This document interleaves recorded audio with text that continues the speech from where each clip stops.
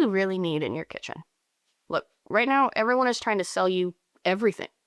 How about just saving money and only buying the things that you'll actually use? We've got the list you need. Cheap and easy kitchen. Hi, I'm Stephanie, and I'm the producer of Cheap and Easy Kitchen. We have always been interested in cutting through all the silly, over-the-top recipes, trends, and tools that are thrown out there just to get clicks and sell stuff. We are a small and mighty team who have the joy of working at Brucemore, a National Trust for Historic Preservation site in the middle of the country. While Brucemore is a mansion and has great hoity-toity stuff, we've always been more interested in the servants and support staff, the people who really make the place run. I mean, our office is literally in the old stables. Because of that, we know there are more people out there who want to get to the point, get good food on the table quickly, and not spend more money on frivolous things. That's why we've decided to put together a clear list of the things you actually need for your kitchen. Whether you're moving into your first apartment, downgrading, or just working to simplify your life in the kitchen, this list will help. Link in the description below. Let's get started. Most people starting off with their first kitchen, and that can be a mini fridge and a hot plate in a dorm, just assume that the best way to go is always the multi-item box. Feels like you get a big bang for the buck, and they are often non-stick.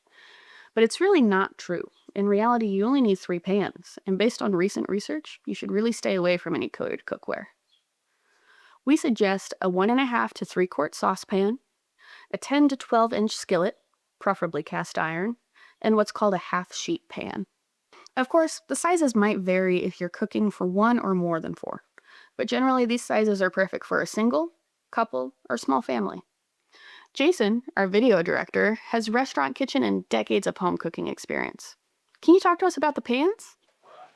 Absolutely. Now, the saucepan is pretty simple.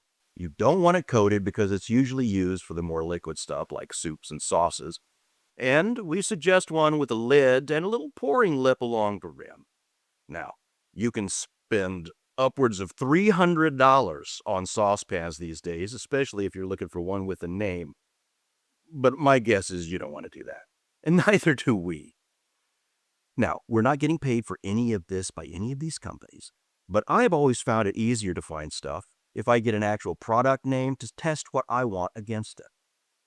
We found this little Tongs stainless steel 3-quart saucepan, and it comes with a steamer top. It's for under $35.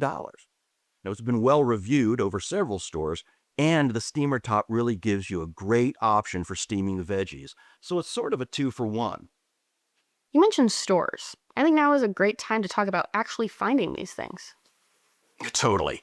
After all, the cheap in our title isn't about quality, it's about affordability. If you're in a good-sized town or city, you probably have a restaurant goods store. They are great for some inexpensive, long-lasting kitchen items. If you're looking for something less expensive, don't forget the deals you can find at your local resale stores like Goodwill, Salvation Army, local consignment shops. Many social media platforms also have marketplace resale groups that are a great place to look. Just remember, don't buy used pans with a non-stick coating. For your skillet, we suggest the classic Lodge 10 1/4 pre-seasoned cast iron. It can do stove and oven, and it will last you forever if you take good care of it. We can talk about how to do that another time. And best of all, you can get these things for under $25 if you look around. Okay, but what if you don't want to go full cast iron? Sure, if you're not into the idea of a heavy cast iron skillet, there are a few things to keep in mind when you're hunting for a good deal. Now, we're talking about a 10 to 12 inch skillet, but you want to make sure it has a nice thick floor or bottom. An aluminum or copper core covered in a stainless steel is great. That's really the key. Here's the ugly truth. If you're looking for an affordable non-stick skillet, you are only going to find pans of questionable, sometimes unhealthy quality. Teflon is a definite no. There are some good pans with PSAF-free coatings and others with ceramic coatings, but they are not made cheaply. The inexpensive ones will not last very long, and some of the other chemicals within those coatings will degrade and unfortunately find their way into your bodies. Enough said. Finally, For your oven, we suggest the classic half-sheet pan. It's a 13-inch by 18-inch flat pan, and it is the baking workhorse of all restaurant kitchens all over the world. It will work with your cookies, sheet cakes, roasted veg, roasted meats. You can snag one of these anywhere at big box stores or secondhand stores for around $6. Now, if you've got a little extra cash and you like soups and stews, we would suggest a Dutch oven. I use mine at least once a week. But if you're looking to just start out, you're perfectly good with the saucepan, the skillet, and the half baking sheet. All right, now let's talk about utensils. Again, you can purchase a ton of cheaply made utensils in a big box for $20 or $30, but it's better to save space and buy what you will actually use. If you don't need a fish spatula, yes, they exist, why should you have one floating around in that drawer just getting in your way? Let's start with spoons and forks. This is an easy place to save. If you need a spoon, use a large dining spoon or a serving spoon from your dining set. Same with the fork. You don't need to spend extra money on something you already have. Spatulas, on the other hand, are indispensable. And here is our indispensable camera operator and kitchen hack nerd, Steven, to talk about spatulas. Oh, I love spatulas, Stephanie. You know there are tons of types, but they fall into two categories: flipper turners and scraper spreaders. And really, two are all you need. If you've gotten the cast iron skillet, then get a metal turner spatula. It's sturdier and it won't fall apart on you like many plastic and some silicone turner spatulas. But of course, if you aren't starting with the cast iron skillet, then the silicone or wooden turner flipper will work just fine. Speaking of silicone spatulas, there's no friend to the baker like a silicone scraper spatula. If you are planning on using mixes and batters, you need a silicone spatula. But my love of kitchen utensils goes farther than spatulas, and you know that. If you're going to cook soups, get a ladle. If you aren't going to cook soups, you don't need a ladle. This is another argument against buying essential cooking sets. Tongs, these things are great. I would definitely get at least one set of tongs. Oftentimes, I use them instead of turner flipper spatulas for cooking. A whisk, why not just get a fork? It's a place to save money if you want to. They essentially can do the same thing as a whisk, unless you're looking to get that Michelin star on your living room window. I would also suggest a wooden or metal cooking spoon. If you want to save and just get one, go for a slotted or a spoon with holes. It still stirs, but it also drains. Certainly, if you want to get more cooking utensils, you can. One thing I use all the time is a spider, also called a skimmer, but a slotted spoon would do the same thing. Okay, knives. The dirty secret is that in reality, you only need two: a chef's knife and a paring knife. Unfortunately, with most knives, you get what you pay for. One exception is Victorinox. They are on the inexpensive end of knives in a market where some home chefs often don't think twice about paying over $150, and professional chefs can spend hundreds on a single chef's knife. Here's our shooting assistant and home cook to three boys, Megan, to tell you what makes the cut. Thanks, Stephanie. The Victorinox Fibrox Pro 8-inch is probably the best knife for the price at $50, which is a chunk of change for most of us. But if you're wanting to turn cooking into a hobby, the knife may be the best place to spend your money.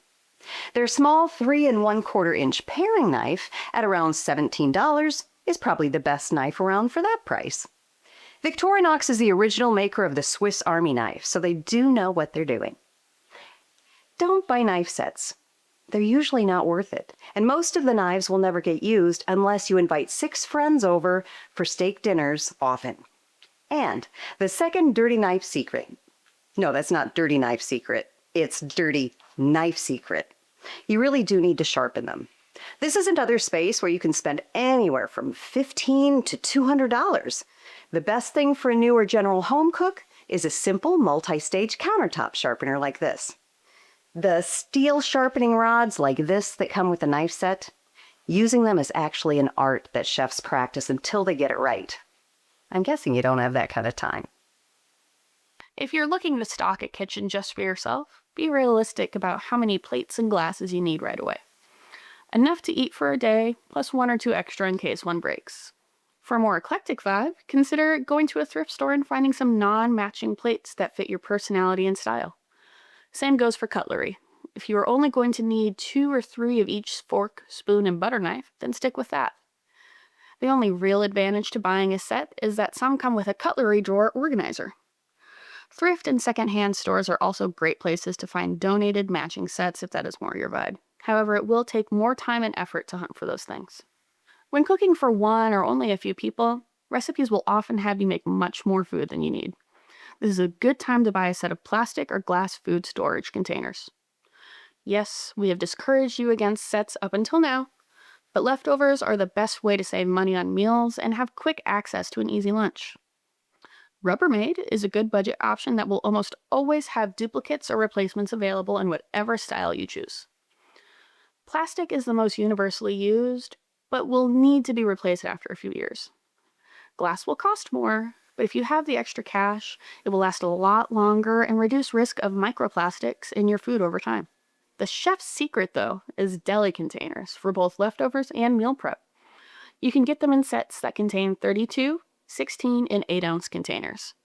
Many manufacturers have started making them dishwasher safe, too, and they are pretty inexpensive. Okay, cutting boards. Jason has some low-key thoughts on cutting boards. Yeah, I've never been very subtle. Look, never, ever, ever, ever use a glass or stone cutting board. They may look great, but they will absolutely destroy your knives. Normally, we would say don't use plastic cutting boards too. Microbes eventually love plastic, and the research on microplastics floating around human bodies right now should terrify you. However, some companies have been creating microbial plastic boards. The research is still out, though. Wood, however, it has natural antimicrobial properties that kill microbes within 3 to 10 minutes. You should own 2 wooden boards, one for meat, one for veg. Bamboo is awesome because of its serious antimicrobial properties and its fast-growing resource, but you do you. The thing with wood, it can be expensive, and you do need to oil them when they start looking a little dry. It's not as big of an issue as you might think. When you first get your wooden board, get some mineral oil with it. Oil that bad boy up with a paper towel and let it soak into the wood. Once it soaks in, do this a couple more times. Then flick some water on it. If the water beads up, you're good to go. Wipe it down and store it. If you want plastic for the ease of cleaning, however, you need to make sure to change it out for a new one whenever they start getting scratches in them. Now you're ready to cook something. Yay! But you probably have to measure stuff. Measuring spoons help with that. 1/8 teaspoon through 1 tablespoon. Some people like the kind on rings and some don't, so it's really your preference. Sets of these can be found at nearly every grocery store or big box store or thrift store for just a couple of bucks. If you're going to be baking, you probably want some metal measuring cups. Metal's always better, not just for you and their longevity, but also for the world, and they're a lot easier to level off. You should get a set of liquid measures as well. And if you just want one, you might want to think about getting a glass, hot to cold, 8-cup measuring cup, like the one from Pyrex. You can still measure 1 cup of liquid, though it's a little more difficult, but you could also get the 2-cup. Now, either way, if you get the Pyrex-style measuring cups, they can go into the microwave, which is great. Your 8-cupper can also double as a mixing bowl. Final pro tip secret. Steven? Professional kitchens do not use oven mitts. They also don't use potholders, but for different reasons. They don't use oven mitts because they're dangerous. If you spill scalding hot water onto an oven mitt, it is hell to try and remove before the heat damages your skin more than it would if you weren't wearing it. It's the same reason many chefs won't wear socks, and some actually wear Crocs. They also don't use potholders. Most chefs and restaurant cooks just use cotton towels hanging from their waist to grab something hot. They just double or triple up the towel and grab the hot handle.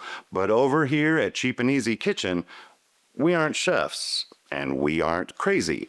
So get a couple of potholders. If you like to knit or crochet, you can make them too. I know that you love my crocheted booties. I do. The last thing I wanted to include in our first Cheap and Easy Kitchen long-form video is this. We are a mix of people here. We've got a couple of old dudes who have worked in kitchens and know a bunch of hacks. We've got a mom who's been cooking for a big family for years. And we've got cooking newbies telling them what we want to learn. That's why we hope you'll keep watching our shorts and periodical longer videos, because we are focused on people who have busy lives, small budgets, and the desire to learn how to cook satisfying, tasty, yet inexpensive meals. That's why we're Cheap and Easy Kitchen.